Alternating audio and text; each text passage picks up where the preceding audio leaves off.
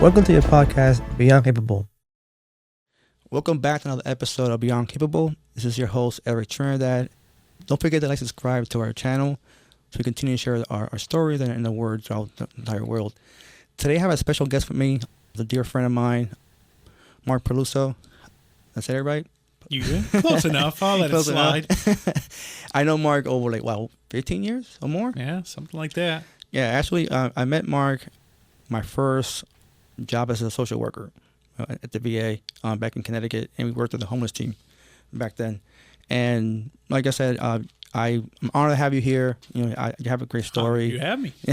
Yeah, and I always even though you're a friend, but also I look as a mentor because you've been doing this longer than me. Sure. And you're a great guy. You're a great guy. Oh, you're gonna make me blush over here. Come on now. Don't believe it too much, but the head's getting bigger. Now, my head's big already, so please don't make it get bigger. No, I don't want to do that. Right, headphones won't fit. Good. Yeah, it's true. They're already a little tight. So.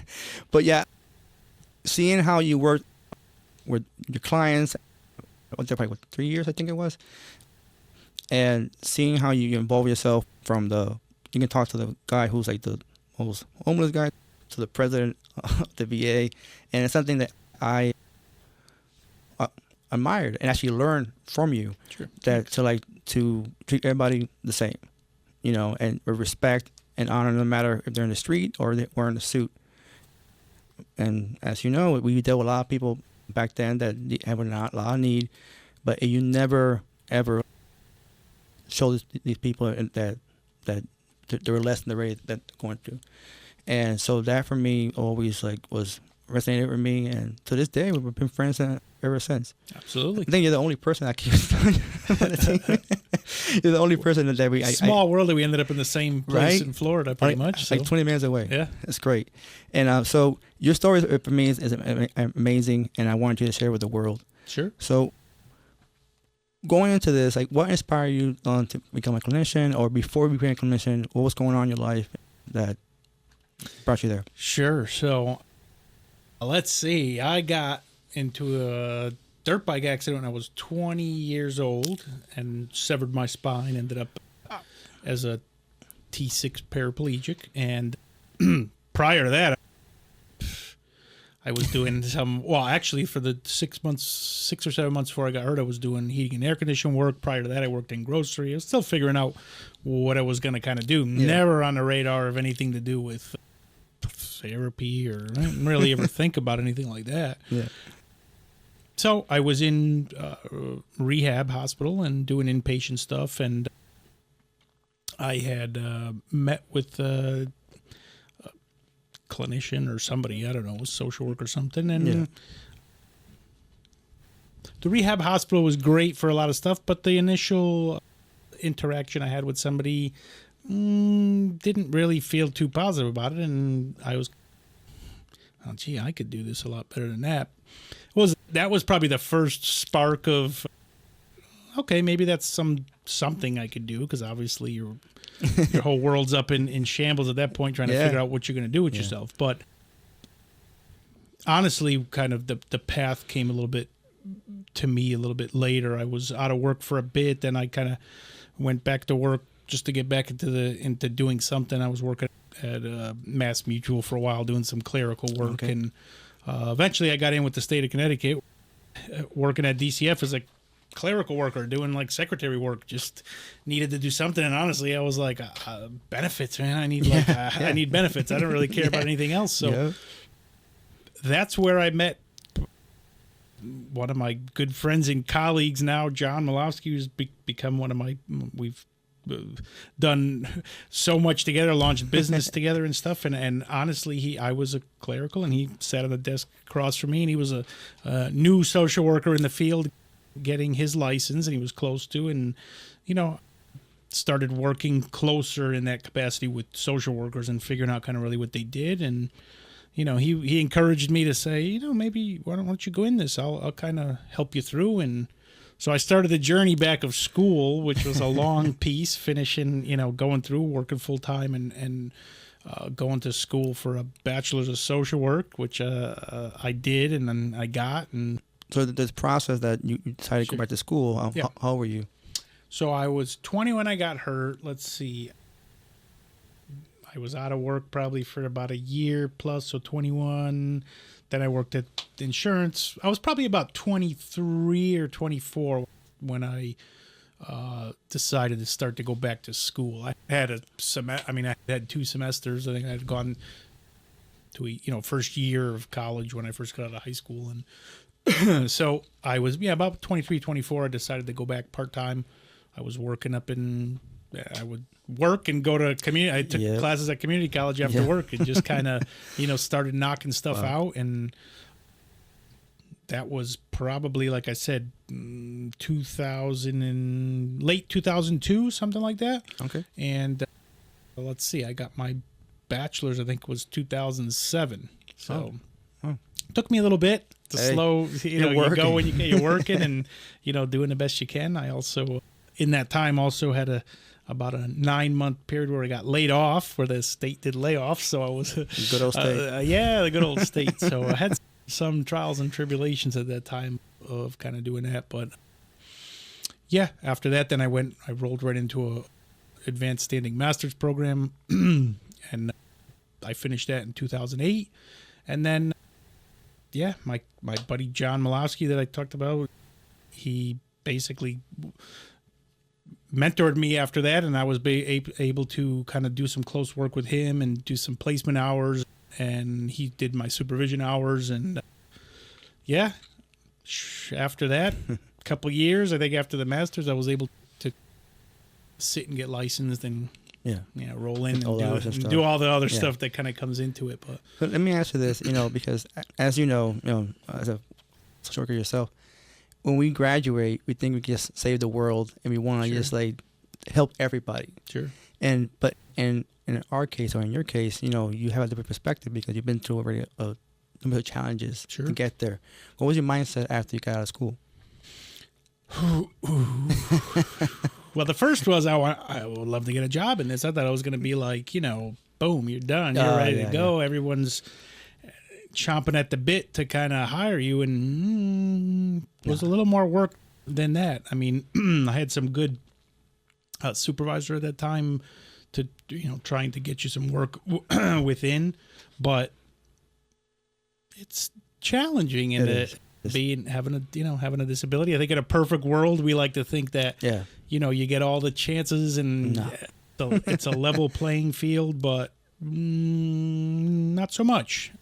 I think there's still a lot of trepidation when people look at, how is this person going to be able to work and do certain things, especially in facilities or different places where social workers are in need. And it's not like it's not like you get out of school and you're like, I'm going to go open a practice and, do all this stuff, which we did, but we don't have any business when we started. It's like we open a practice, but you have nobody coming to you because you don't have any experience. Yeah, you're brand new. You're brand new. So, my mindset was, I'm going to do this. I'm going to figure it out. I am going to get a job. I'm going to do something. But I don't know that I had a ton of direction as to exactly where my path was going to lead me. I just knew that, again, I had support. I had, John was a good guy working with me, and I knew that we were going to find something out. We decided we were going to do some private stuff together, so I knew we'd get there.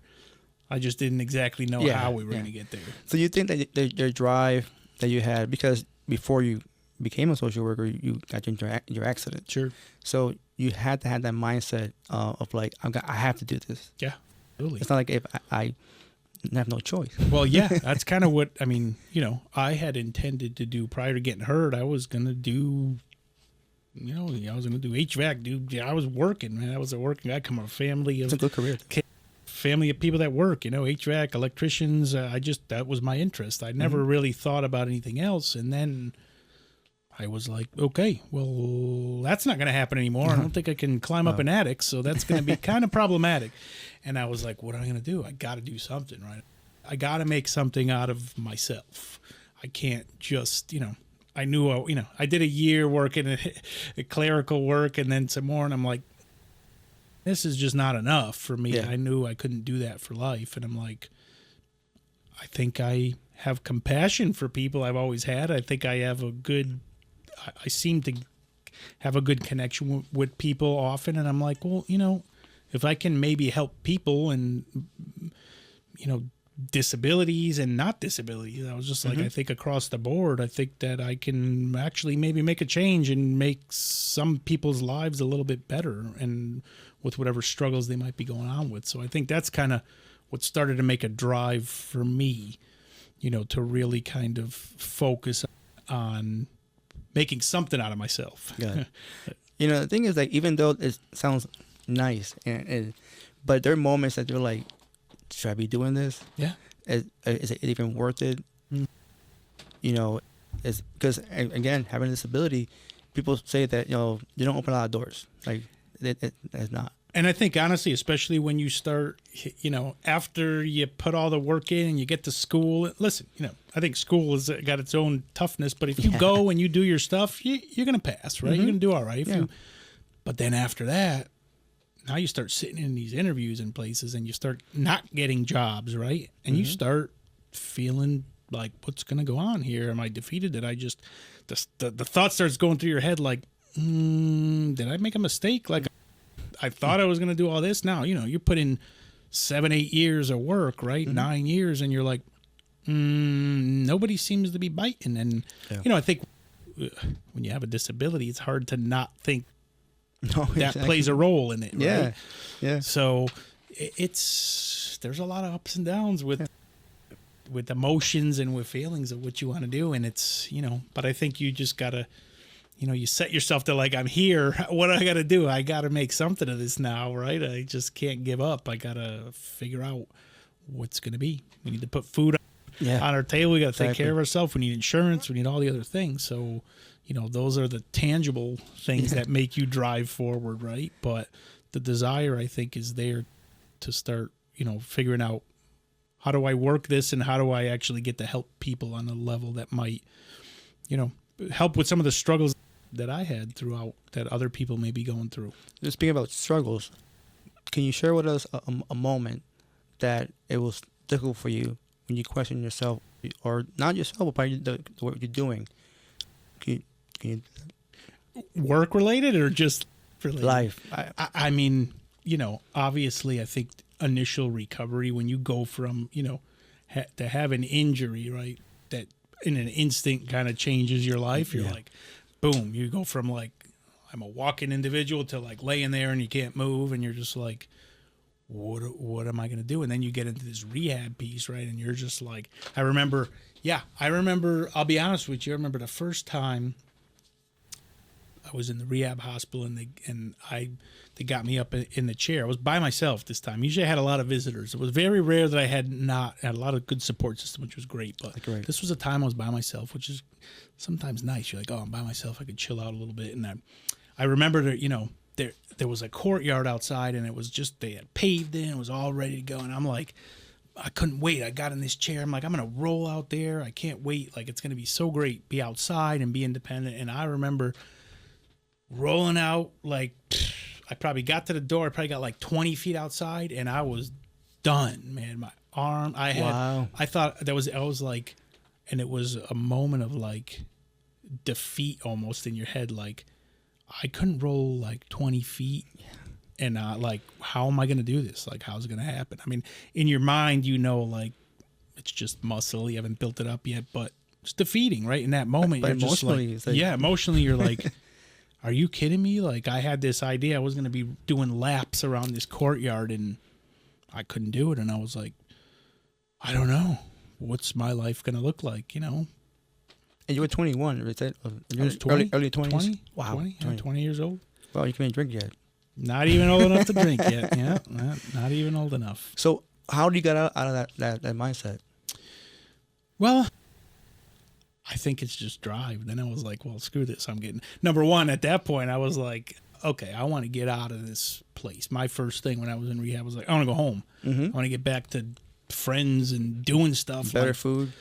Right. So I just was like, I'm just going to do whatever these physical therapy and OT tell you to do. Like, I'm doing it. And honestly, at that time, I got out. I got discharged in less than 30 days, which was like kind of unheard of at that time for this injury and, what they were experienced with. And it was great. I was home, and I just, something clicked. I'm like, I'm gonna just keep pushing. Like, what are you gonna do?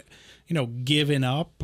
I don't know. Didn't really was not really something that would be in my head.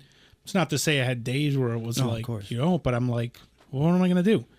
I gotta just push on through and do the best I can. And I said, I think as you start to see physical improvement a little bit, you start to be motivated a little more and say, okay, it's going to get better and better. But I think the biggest thing for me was getting out of like inpatient and going home and like having my friends back in there and being able to go places and get in a car. That really is like, okay, maybe there is hope. Maybe there is ways to get back to kind of to some normalcy at some point. Well, you said support system is huge. It's huge. And that will make or break your process. Don't you agree? 100%. And I think that's kind of what, when we're dealing with people, I think that's what's tough. We always try to find, for people that don't have it already, trying to find some new things to give you supports, to engage in that, because I think it's a huge piece, right? Everybody needs a little push and a little inspiration when they're feeling kind of down. So it's tough to, it's tough to not have that. So God bless. For me, that was like a game changer to have. That's great. Close group of friends. My best friends I've been best friends with since kindergarten. So getting back in there, and it was just kind of like old times. It's feeling like being surrounded by people who don't make you feel like you have a disability versus, going out and everybody else is like, oh, look at him. Or I feel so bad. Everybody feels so bad. And they're crying and they're looking, and it's like, I remember a lot of times being like, why are you crying? Shouldn't I be the one that's crying? Correct. But, so to get that normalcy and that support, huge. That's one thing I funny you say that, because when I met you, the first thing that I learned is like, it's okay to be disabled. Yeah. And I make fun of myself all the time. And I got that from you. Well, that's good. See, I taught him something. That's great. I got that from you, because I'll make, hey, can you run over here? And no, you can't run. Yeah, absolutely. Yeah.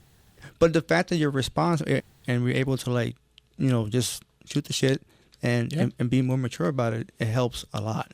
Yeah. So how do you transfer that into your clients? So I think, listen, I try to take an individualistic approach with everybody and know that everybody has their own independent struggles, right? Whatever.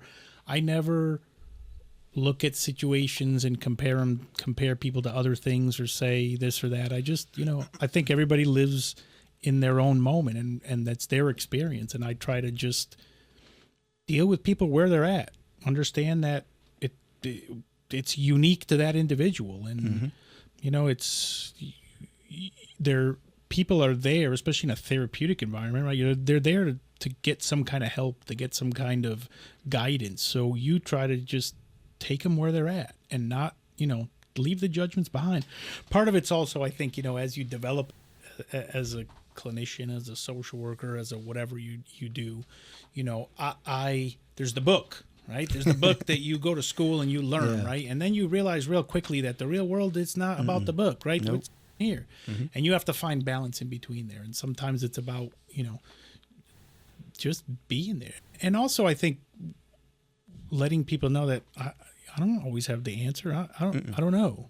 This is not about that. It's about working together to find however this relationship can be helpful for the individual, right? And I think that's the most important piece. It's not about judgment of what someone's looking to do. It's about what do you want to get out of this? Because improvement for somebody can be different from somebody else. Yes. So let me ask you this. Do you think, let's say hypothetically, that you were a clinician without your accident, you think you'll be a better clinician, or you're a better clinician now because of the fact what happened? Could the perspective be different? That's tough. I think the perspective would be different. That's a hard one. I don't know. I think I'm good at what I do. Well, I think I'm pretty decent at what I do. You're pretty good. Because I think a lot of it is personality. Like, I think regardless of accident or not, I have a certain personality and a certain dynamic. I have compassion for people. I think that's not that's irregardless of what I think the disability gives you a perspective into other individuals with disabilities, right? And a little bit more of empathy. A little bit more empathy, a little bit more understanding. Yeah. And also, I think for the individuals, I think it makes them feel a little calmer. Like, sometimes you got to think of, it's nerve-wracking to go in and be like, I'm going to go talk to this person. And I think that, especially if you have a disability, it's calming to be like, okay, well, maybe this guy kind of gets it a little bit on a different level. And I think that helps to develop that little bit of comfortable rapport just to kind of start with. So I think it helps in some ways, you know what I mean? But, I don't know. I don't know when, and again, I don't know that I would have ever led to this path had it not happened. So. Did you mention that before because HVAC and being an electrician, that's good money. Yeah. It's hard work. Sure. A lot of hard work, but you could be comfortable in life. And let's be honest, we know being a clinician ain't exactly the best money in the world. You know what I mean? Comparatively. Yeah. So we do all right, but overall, no. Yeah, you can't retire at 30. Nah, we're not. No yachts at 50 years old for us. But that's my point. Do you think that if, like I said, it's a hard question because first we don't know our future. Sure. But I like what you said. You are what you are besides the chair. Yeah. The chair's not you. Yeah. And I think that's the important piece of disability, like to make people realize that's, see past that. It's really not about, it's just a mode of getting around, and it's just something that happened to you. Like, what are you going to do? Life is, I think intrinsically a lot of people want to blame something or always think about like what it is, or it's this, or why me, or it's just accidents. I don't know. Yeah. I like to say shit happens. I mean, that's the way it is. Yeah. And I think that you just, irregardless, that doesn't have to be, you don't have to let that define you either. Yes, your disability has a big impact on your life, and there's things that are going to be with you all the time, but it doesn't have to define every day or every moment of your life. And I think that if you project that, it also helps other people, especially people that are struggling with disabilities, to feel more empowered, right? Now, how long you been practicing so far? So, gosh, I've been doing private practice for almost 14 years. Wow. Yeah. Yeah. So, yeah, that makes sense. But, and coupled with all the years before you start doing, you're looking at 20 years in the field, So in those 20 plus years in the field, there was a moment in your career that, like you said, because burnout is something really predominant in any human service field. 100%. But having a disability on top of that, we're more propensed to burn out than the regular John Doe. Sure. That's something that you have experienced yourself? The burnout piece, I mean, yeah, I think that when you day in and day out deal with a lot of people's difficulty, you take that on, right? In some aspects, no matter how it is, if you're going to be in tune with people and really kind of listen and be part of their stuff, how do you experience some of what they're experiencing, right? So, outlets, man, you got to have outlets. Yeah. I think it's just, it's a way to just be able to kind of unload some of that stuff. But yeah, there's times where you're like, I don't know, can I keep doing this? Do I need to change? How can I, how do I do this? But speaking of challenges, and something I'm going to take my hat off a social worker and friends. I'll be honest with me. When you have a client or a patient that, quote unquote, complain about something that's not as big as it should be, and something I will say, you complain to the wrong person. Yeah. I know we can't say that in a setting, but in your head. Oh, in your head, sure. You're going to be like, there's plenty of times where you're like, really? Like, yeah. But at the end of the day, what I always remind myself is that same thing I said a little while ago. It's like everybody's issue's their issue.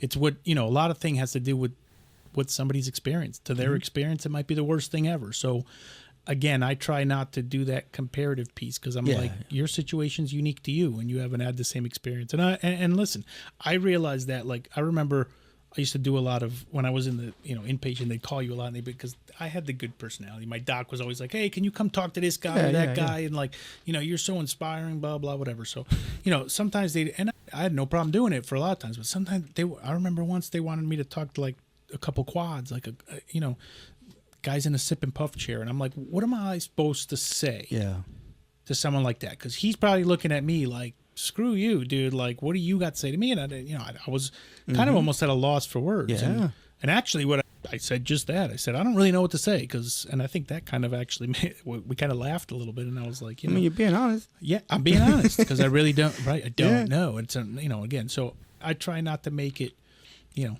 separate that comparative piece out of there. But burnout and all that stuff is a big piece of this, and it does happen. It's funny you say that. Oh, you're so inspiring. It help people perspectives of us or anybody has like a disability that you can see. Yeah. That you can somebody who's visually impaired or somebody in a wheelchair. You're so inspiring, and you talk to that person. You can do the same thing that I'm doing. Sure. But it's hard, and I get where people come from. But for when interpersonally, I look at it myself. I'm like, well, I'm not really feel like I'm inspiring. I just feel like I'm doing a job. Like I'm just working. I'm just working, and I got a disability. And then I'm like, well, I get it. I have to sit back and say, well, I get where they're coming from, but I'm like, would I be inspiring if I wasn't in the wheelchair?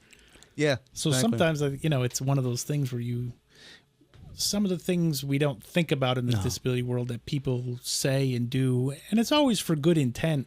No, yeah, it is. It's sometimes it takes you by. Why is that? What makes me inspiring? I want to be inspiring because I'm like good at what I'm doing, not because I'm doing it just out of a chair. In the chair, right? But it goes. Sometimes we take ourselves for granted. Sure. Because when I met you, it's who you were, and I didn't see the chair. I saw that. Sure. You said I crossed me in the corner, and every morning guys will come in, asking for gift cards or help, whatever it is. And you always had the same attitude all the time. Yeah, you were stern when you had to be stern, but you were still Mark. Sure. And that's why I made you a great clinician. But nothing to do with a chair. Nothing to do with a chair.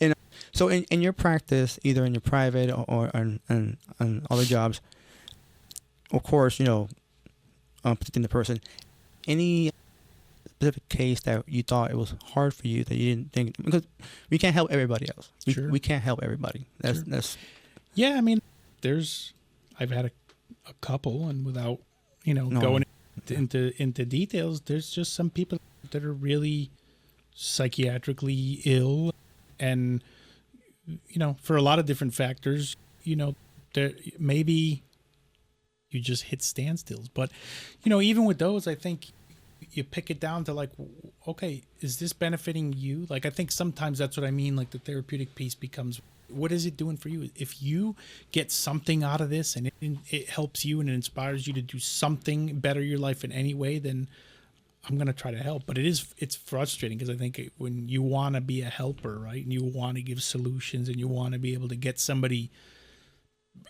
out of where they're at into something better, and the reality is sometimes it's just not going to happen, right? It's the same with, individuals who may harm themselves or things like that. That's the least thing you want to do. But at the end of the day, some struggles are real, and people make decisions sometimes and do things because of their personal situation, and it's hard to not feel personalize that a little bit or feel like you're not doing enough. But ultimately, I think I go to work every day thinking I'm giving it my best, and I think that's all you can really do, right? At the end of the day, if you're wholeheartedly trying your best, that's all you can do.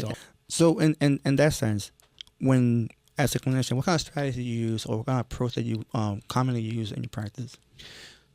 I always try to tell people, let's find something as small of something it is. Can you identify something you want to improve? I don't care if it's the smallest little thing. I don't care if it's just getting up and brushing your teeth, right? What is it? Can you find something? Because I think if you can break things down to small and just see something, if you can see some positive piece. If yesterday I was not able to get out of bed and I didn't do a darn thing, but today I was able to get up and brush my teeth and maybe get dressed.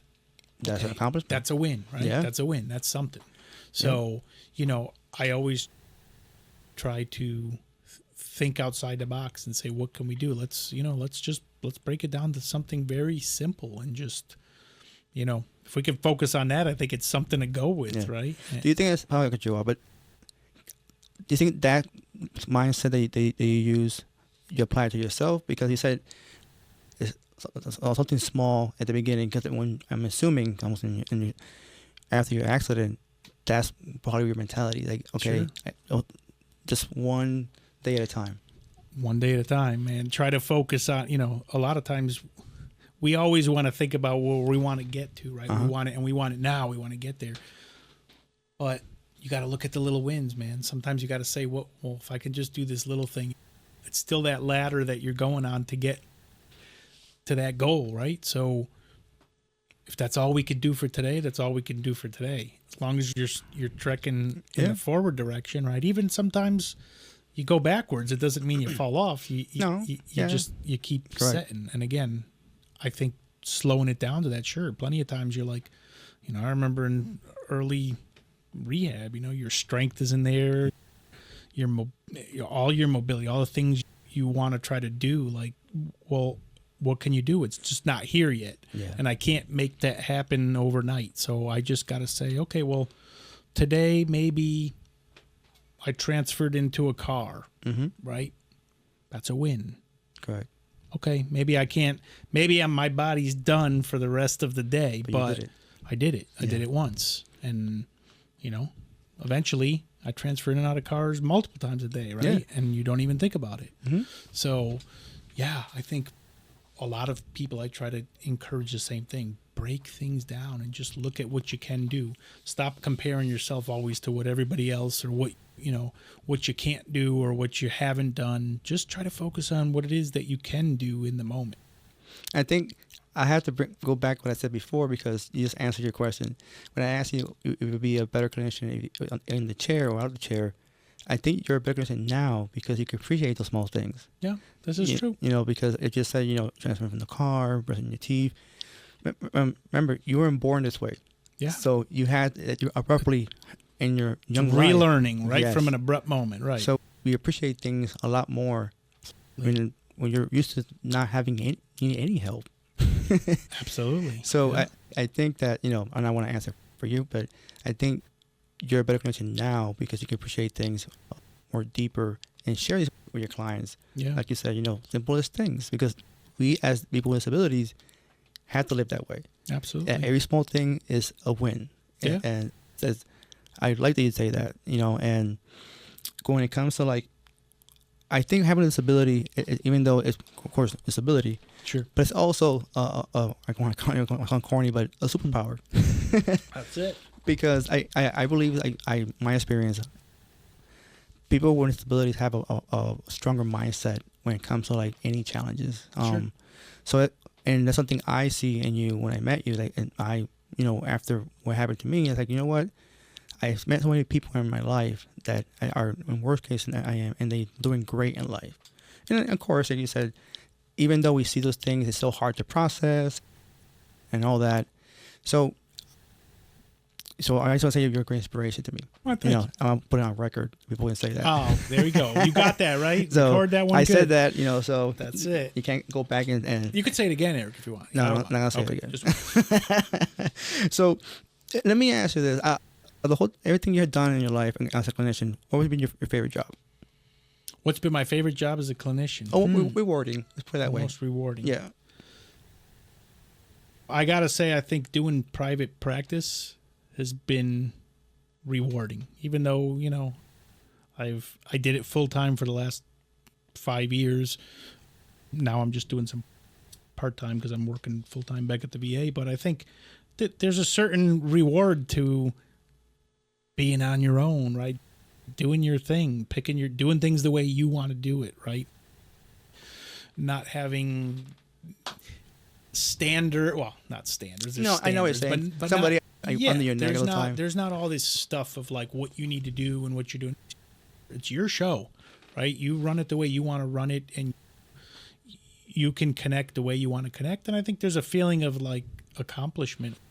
When we started out, I remember, we started a business, right? We were like, we're going to open up Human Up Clinical Services. And we had nobody. I think, John had a client maybe, and I had zero. I had nothing. We just started.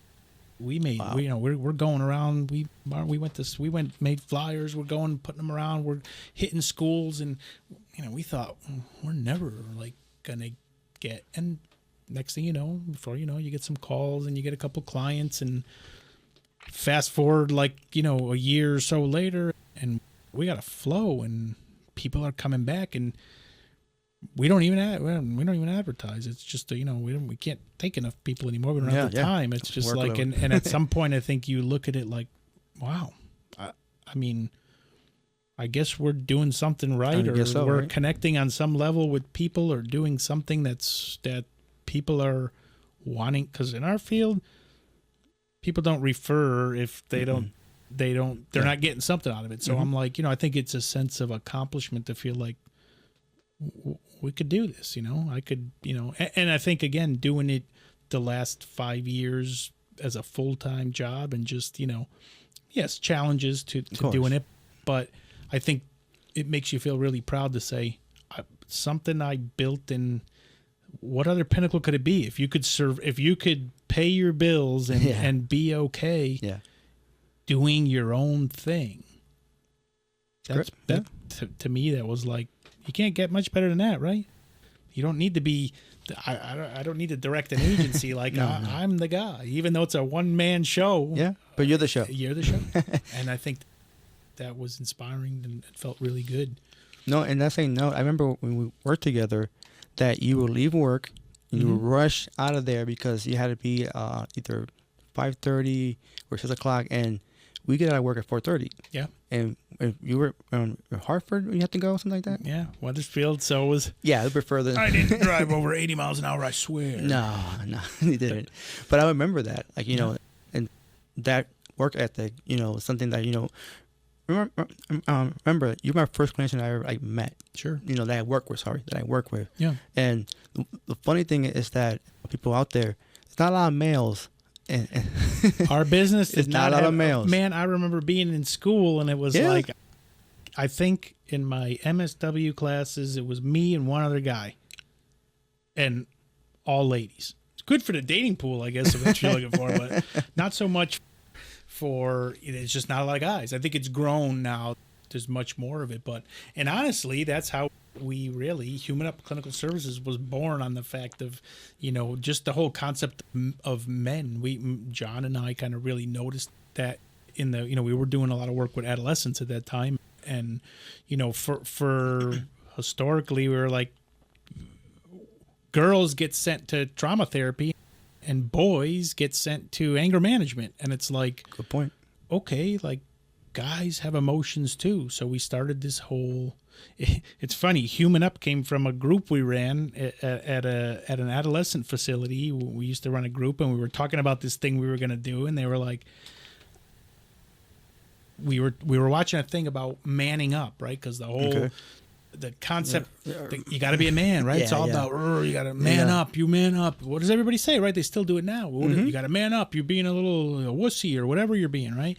So one of the kids was like, human up, man. You should human up. We're all humans, right? And we were like, dude, that's really good. And we were like, would you mind if we use that as our thing? He's like, yeah, absolutely. So, we went with the human up, and it was really kind of the sense of targeting male adolescents, really, and being able to kind of hit schools and places like that and have a therapeutic place for boys and men to kind of go.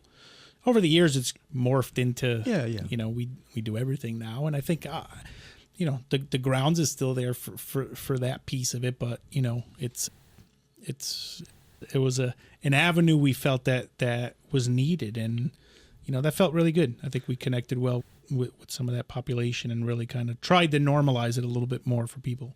Let me ask you this. As a seasoned clinician now, why do you think that, like you said, a good point there, when a female goes through any traumatic event, they were sent to trauma therapy, but then a male is anger management. So why do you think is that? Well, I think historically, because of that whole concept, right? Men are intrinsically from young ages, right, trained to be, you got to be tough, toughen up, right? The kids, the boys, they're all so. Don't I think cry. a lot of times, men, right? No crying. Yeah. Boys are intrinsically sent to, you lash out, right? You do things with. So oftentimes frustration, right, leads to kids, especially in adolescence, acting out, right? They're getting in a fight, or they're punching something, or they're stealing, or whatever they're doing, right? It's an act of aggression, right? And what happens?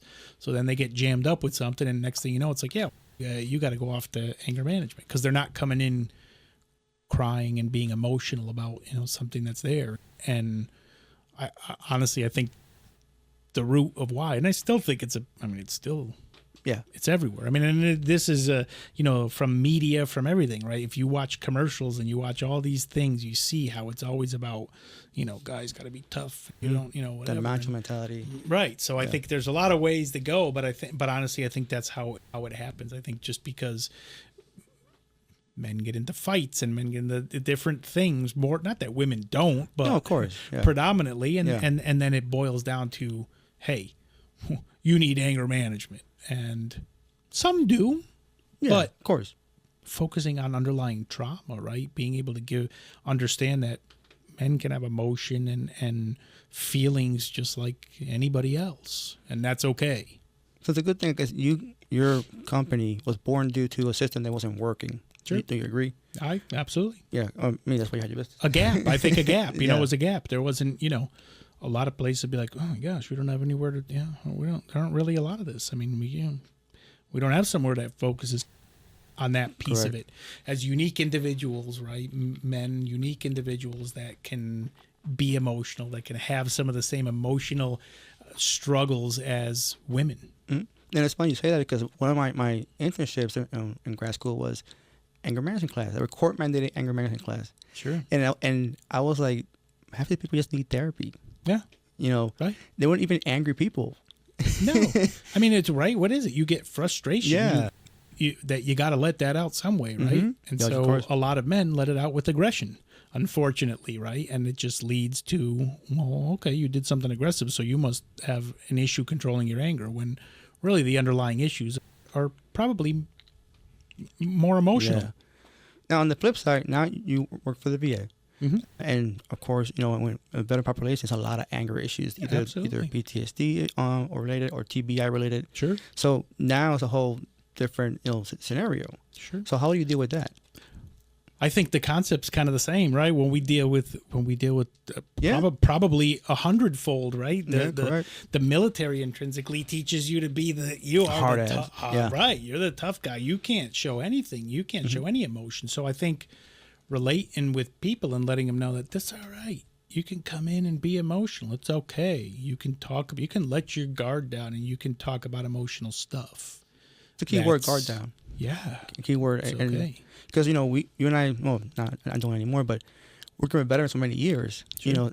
Sure. That's a prominent thing. A lot of vets that we do. Yeah. It's a hard trust issues. 100%. Well, Well, and I think that's where it comes back to you being empathetic and just, meeting people where they're at. Like, look, I'm not here to tell you to do it's not my job to tell you to change anything. I'm here to help you in any way that you think this can be helpful. And I think you let people know that I'm here for you. And if you can be a little more comfortable, right? If you can't make people feel comfortable, well, how are they going to talk about correct. things that are difficult to talk about, Correct. emotionally draining? So, if I were to give advice to young clinicians or to people or any clinicians, I think just give people what you think you would want to receive. Give them an ear. Be there. Be involved with them. Good point. Listen to them. You don't have to have every answer. Show them that you're actually listening and that you care. Yeah. And maybe you'll connect. Because sometimes it's all they need is to just, I'm going to hear them out. Absolutely. And as you know, the more you hold it in, then that's why people say, oh, you need anger management. It's not really anger management. It's so many things compressed that he or she doesn't know how to deal with. Absolutely. And then it comes out like that. Absolutely. So working with veterans, do you like your job? I like my job. Yeah, I mean, for the most part, it's like anything. Yeah. You got good days and bad days. Of course. But I enjoy the heart of the work. Absolutely. I think it's a great population of people who deserve to be able to get over their emotional struggles and live productive lives. So yeah, I think I enjoy it. It's funny, when I met you, there were people that thought you were a vet. Yeah. And I'm cracking up because like, why? Because he's in a chair? Oh, that's almost all the time. I almost feel like, now I do it on a regular. It's like, no, I'm not a vet, because people are always automatically like, oh, thank you for your service. And I'm like, why? no, But actually, I think people just associate it's the like chair. if you work at the VA, you're in a chair. Surely you were a veteran. It's fucked up. And yeah, I'm like, no, sorry. And I remember when I went in our work setting, is he a vet? Like, but I'm like, I get annoyed, like, but why? Yeah. Oh, yeah. I remember, he has tattoos in a chair. Like, so that's a requirement to be a vet? That's a requirement, apparently. Like, I'm not a chair. It's so funny. I'm usually pretty good, but some people don't let you get a word in. So like, I've had a couple times where they're like, thank you for your service, and they're going off, and I'm like almost compelled to chase them down, because I'm like, no, I don't want people to think I am. I'm by no means. I know. Not a vet. Yeah. And But that was a common thing. But for me, it was like, no, I'm saying annoying, but it's like, you're assuming it's because he has a traumatic injury that automatically is a vet. Like, sure. I'm a vet myself, but not automatically. Anybody have a traumatic injury. Anybody. Yeah. So it's, Well, I think, I have this discussion with people many times. I think a lot of people do a lot of assuming when it comes to disabilities. They assume a lot of stuff, right? And I try to always educate people or tell people, like, don't do that. We're people like anything else. We'll usually ask if we need some help or there's something different. I never forget, we went to Foxwoods once, Casino, and it was like, we're going into the buffet, we're going to be seated, and like, I'm the first one in line, and like the hostess is right in front of me, right? And she's looks right over me, and she's like, I think I don't know if it was to my uncle or my ma or something. She's like, is he going to stay in his chair? And I was like, yes, I'm going to stay in my chair, and I can talk. Yeah. Again, I think it's oftentimes people don't know what to do. They think they have to act differently or react differently to somebody because they have a disability, especially when there's a visible one, right? Obviously, because it's visible. What do? You're raised to, and I think most people always mean well, but sometimes it's like, just be normal, act normal. It's okay. So I wanted to ask you that in the same line about assumptions. So it's hard because, people, as being in a chair, people don't know why you're in a chair. Sure. So what are the things that you have to struggle with, or not struggle, but just encounter when it comes to assumptions? Sure. I'm asking, what would be one example? I mean, besides that one in Foxwood. What people assume. Yeah. People assume that like you can't do certain things, or that you can't, people look, and I think one of the more common ones are like, people are like shocked when they see you like drive. Yeah. Or you could drive. It's like, yeah, and I get it. Probably a lot of people don't realize that you can drive with your hands, and the mechanism that they adapt the car, the vehicle for it. And I'm like, they're like, wow, or you can't do, how do you do that? And it's, I think you just, I got, I think enough years of disability, I just think of it like, I laugh, I educate people. I'm just like, yeah, I do this and that. Or people will run over like, oh, let me get that for you. Like when I'm getting out of the car, put my chair together, and half the time I'm like, honestly, it's going to take me longer to tell you what to do to help me than me to just do it myself. And I really appreciate it. But people be like, no, let me get it. And I'm like, you want to be like, you realize like, I making it harder for me. I do this all the time. Like I got here. How do you think I got in and out? Yeah. But again, people mean well. Yeah. But I think a lot of people assume, like you said, they just assume different things that you're not able to do. Or some people assume, I think I've found many times people will talk to you in public like you're, like, because I have a disability, I don't understand something, or you have a intellectual disability just because you have a physical disability. It's like, no, that's not necessarily the case. Yeah. So, that's one key factor I want to discuss is that when you see people like us who have a physical disability, they already assume, he's probably just mentally challenged. Yeah, like right. No, I'm not. Right, right. And that's sometimes it's I don't want to say hard, but annoying. Sure. But throughout the years, you accumulate all these years of disability experience. Yeah, absolutely. And just create a thicker coat or a thicker skin about it, and you just laugh about it. Yeah. That's all you have to do. Totally laugh about. Yeah. You got You have to. without humor, and you got to You make have to. humor. For me, humor's a big healer. You Yeah. know, you got to laugh sometimes. It's funny you say that, because sometimes my wife, you know my wife, Yeah. and she'll make fun of me in public sometimes, and I love that. Mhm. And people are like, why are you doing that to him? Sure, I'm right. like, because I like that. Treat me like a human being, Yeah, not absolutely. like somebody I can't do anything. Yeah. And when in your case, I see that too in your household. Like, just Mark. Yeah. And there's nothing in your girl. She's like, just like a regular dude. Absolutely. It's awesome, because a lot of people don't have that kind of support that you said in the beginning. Sure. Support is huge. And not only support, is the mental state of that support. It's good to support you, but also give you a little bit of space Sure. and to do certain things, and it goes a long way. So in that saying note, if you let's say you had somebody who's in the same situation, similar situation than you are, Sure. And they're going to a traumatic event, and they decide to do the same path as you took, what would be your advice? You sure you want to do social work? No, I mean, listen, I think I try to give as much information as I've, and say, this has been my experience. Here's the things I would say. I try to, I don't really, unless they ask, if you're asking, what are the challenges, with the disability, I'm honest with that part of it. As far as the schooling piece of it, I try to give as much as I can, try to do this or try to do that to kind of get to your path the much you want. Ask, why do you want to do this? What makes you want to do it? Is it just because you're sitting here in front of me and you're meeting me and you're like, oh, I'll do that? Or is it really intrinsically you think you want to do it? I think being real about the challenges of getting a job, right? Mm-hmm. My experience is, again, Your experience. in a perfect world, I think they look, you want to say disabilities, it's all a flat playing field. Yeah, you're right. It's not. Right. I've been, looked over for many jobs where, it's not about the disability, but it's about the disability. But it plays a huge role. That's the reality. And it's, again, I don't necessarily think it's purposely that people are being discriminatory, but I think that people don't know how to handle. People assume. It's back to assumptions, right? So maybe someone's looking at a job like, how's this guy going to do that?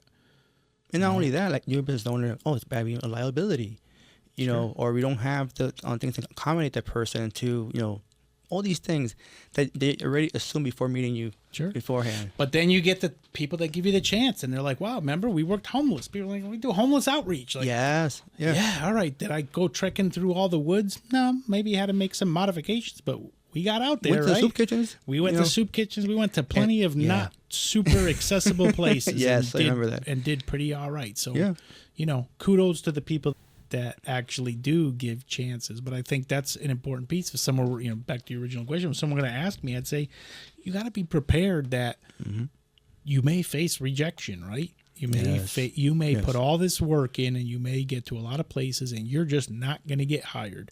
And they're not going to tell you it's because of disability, but it's because of the disability. Yeah.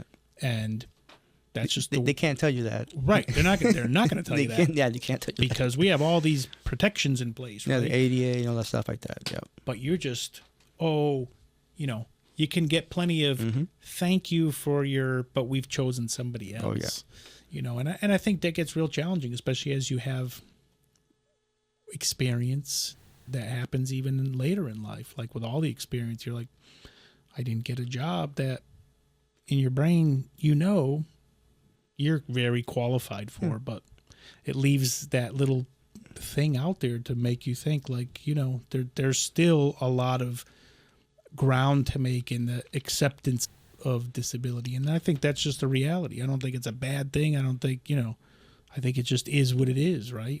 And those that have disabilities will experience that. I don't think that should make you feel like giving up, but I think you have to just understand that it's one of the challenges, right? It's just something we have to kind of accept. And, you advocate for change, but you know, on a personal level, sometimes that hurts, right? It hurts not to get a job. It hurts to be like excluded or look at like whatever, that you're just like, oh, I can't do that, or I can't be here. You know, it's just. Well, speaking of personal level, and be honest with me, you know, when you face in your life of rejection, Sure. you know, there were moments that you're like, shit. Yeah. Like, you know, like the depression or doubting yourself. Like, Sure. I mean, for me, you know, I never got, luckily, I never got to the deep depression stuff, but I think, yeah, you meet those sadness where you just feel like totally deflated. Like when you think, you know, I mean, it sucks. it sucks. It sucks. I was denied a job. I remember where I was doing volunteer, where I was doing the job Wow. that I would be doing, and I didn't get the job. There was no discussion of why, Wow. but the writing was on the wall. Yeah. And that hurt. That Of sucked. course. They're for free, basically. Yeah. And then you're Wow. like, so I'm good enough to do this for free, but I'm not able to do it to be paid because I was in a chair. Yeah, that hurts. It's like a smack in the face, right? You feel, you want to be like, F everybody. I don't need to do this crap. I'll go do something else, find somewhere where I'm appreciated. But So what helped you get out of that moment? stubborn Italian. I mean, I guess like, you know, you got to be like, no, like screw that. I'm not going to let this one, you know, ignorant, Whoever it is, yeah. whoever's making the decision, I'm not going to let that, you're yeah. not going to let that define you, right? You got to Right. keep going. You keep going. You apply for the jobs and you take a different mindset. You just say, eventually someone's going to take a shot. Yeah. And when someone takes a shot, I'm probably going to do really good. And Yeah. knock on wood, every job, I mean, as far as I know, I've done really well at. People have, you know, people start to see past that and they see that, yeah, you're an individual who could do this kind of stuff, you know. Shoot, I had these discussions with our old supervisor, Matt. He'd be like, Yep. I remember when you first started, I was like, how's this guy going to do this? But then he's like, you do quite a bit. And I Yeah. was like, yeah, see? And he had the faith in us doing it. And that building was not the most that accessible. building was not the most accessible. No, So it wasn't. we did our thing. But, you know, I mean, yeah, I think it's just about that determination. You know, you become determined that I'm going to make something happen here, right? I remember sometimes the elevator will not work. Oh, my God. And I remember like, okay, you know, don't leave yet because I helped Mark down the stairs. Yeah. And that was a steep stairs. Yeah, there was some steep stairs. Luckily, we didn't have to do it too much. Yeah. But, I remember Kevin was always like, yo, leave. yep. But yeah, it was seeing that, and also seeing the fact that you didn't care. You know, just you're just regular Mark, and then you went to work and came back the next morning. You know, Absolutely. and so, but in that same note, you know, you've been in the sale for a long time. Do you think that things have gotten better in the last, let's say, 5 years when it comes to disability treatment or even laws? Yes and no. Okay. I mean, I think there's more advocacy and there is better somewhat, but I think there's a lot of ways to go still, especially when it deals with, you know, I think things have gotten better in the fact of awareness of things like accessibility and, you know, kind of thinking in that nature, right? How when they're building stuff or how do you have access to certain things? I think when it comes to employment and all that, yes and no, not so much. Yeah, because I remember, I wasn't born yet, but I would read stories of people who were denied even going to universities. Yeah. Because like, oh, we don't have a way to accommodate you, so we can't accept you. Sure. You know, now they can't do that. Yeah. I mean, I think some industries are getting better with that, you know what I mean? But, you know, even it's like you travel around and trying to find, you know, hotels and things that are accessible and that kind of stuff better, but still not designed. Some are great, not designed. A lot of them are not designed by people who are in a chair or people who have a disability. It's like, who thought this was going to work? Correct. You know, so I think there's strides in a lot of avenues, but I don't think, we're quite there yet. Yeah. But again, comparatively to a lot of probably other countries, if Correct. you travel around, we're doing pretty darn Yes, good. yeah. So, We are. yeah, Traveling can be, and as you know, challenging sometimes. Some countries don't have that awareness, or they don't care to have it. Yeah. Man, there are countries that don't allow their handicapped to be roaming around. Yeah. It's crazy. I'll be honest with you. I remember when I traveled to Italy, and I was like, Yeah. I was there. I didn't see one other person in a wheelchair Yep. in all my time, which is kind of, I'm like, do they not go out, or like, what happens here? And again, accessibility is a little tough there. It is. I'll tell you. No, I understand. But it is true. And there's other, got to be other countries that you're just like, it's got to be awful. But you're 100% right. When I went there last year, even in the Vatican, you didn't see anybody. You would think that, wow, that people will go there because of the Vatican. Yeah. But I didn't see anybody wearing plastic. No, they were super accommodating to me when I went. They took me through, and they were great. But I was just like, how do I not seeing? And I'm not even like not even paras or stuff like that. Even just regular wheelchairs was just strange. I'm like, maybe a lot of people feel like they can't go out. I don't know. So I think here we're more encouraged in that. Yeah, people do get out, and there is a lot of So better in the last 5 years. Yeah, I would say the last 5 years have seen definitely improvement, and I think it continues to get improvement, but there's still a lot of work to go. I think what we need to improve is the mentality, how people treat us or how they see us. Because like technology is getting better, like even sports, Paralympics now is a big thing now to make sure that now when they announce the Olympics, also Paralympics next to it. Well, and even some of the simple things you mentioned, simple things before that people don't think about that. I remember renting a car once. Renting a car. Now they're better, but this was years ago. I rent a car, and they're supposed to give you, they give you, they accommodate, right? Part of that's supposed to accommodate. They put hand controls on and everything. Well, I remember, renting an economy car or something at the time, and I call up, and they're like, oh, we don't put them on this thing, and they want, the only thing we have is this premium car, and then they're like, so we'll take care of that, but you're gonna have to pay like, $800 more, and I was like, why? Yeah, but this is, and actually, correct. They made change. That company made change based on me complaining and going up, because they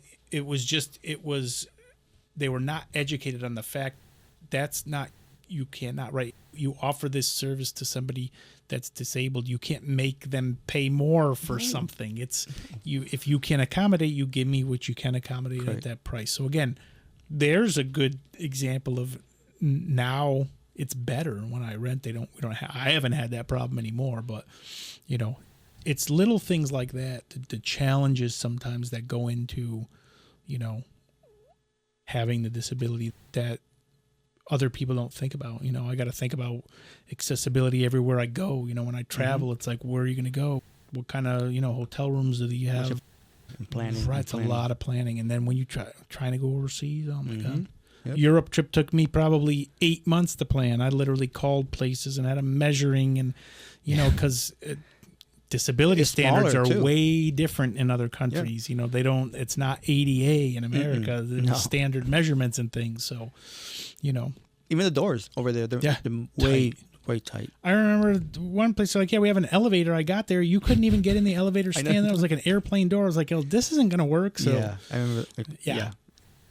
Things that people take for granted. A lot of people don't realize that, like people like me, I can't get up at all. It's not like, it's not like I can't, I'd have places, they'd be like, well, it's only a couple steps. I'm like, well, but I can't do even a half a step. So trust me, if I could, it'd be great. Yeah. So education, I think, is a big piece, right?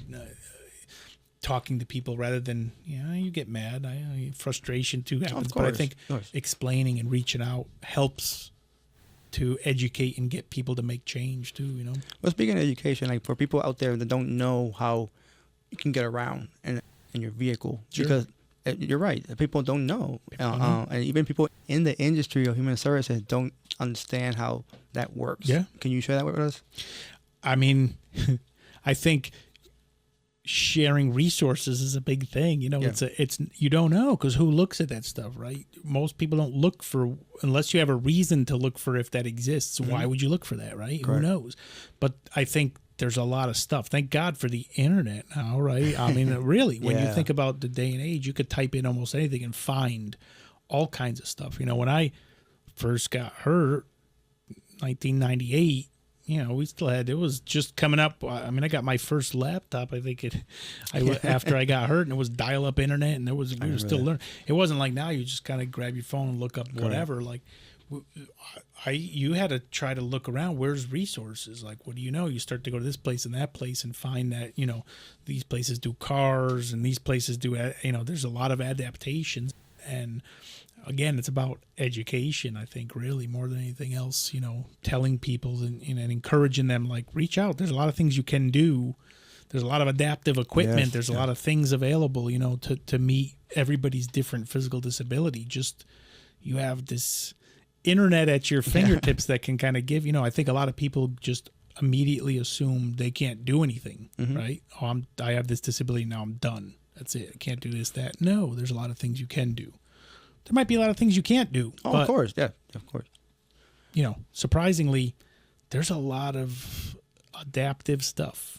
When it comes to the vehicle, you know, because it's you control it with your hands, the gas and brakes. Yep. Can you explain to people how that works? Yeah, I mean, they have a lot of different. For me, I'm a pretty basic. They just put on a basic left-hand control, which basically mounts to the steering wheel and goes down to the gas and brake, and it's just down for the gas, in for the brake.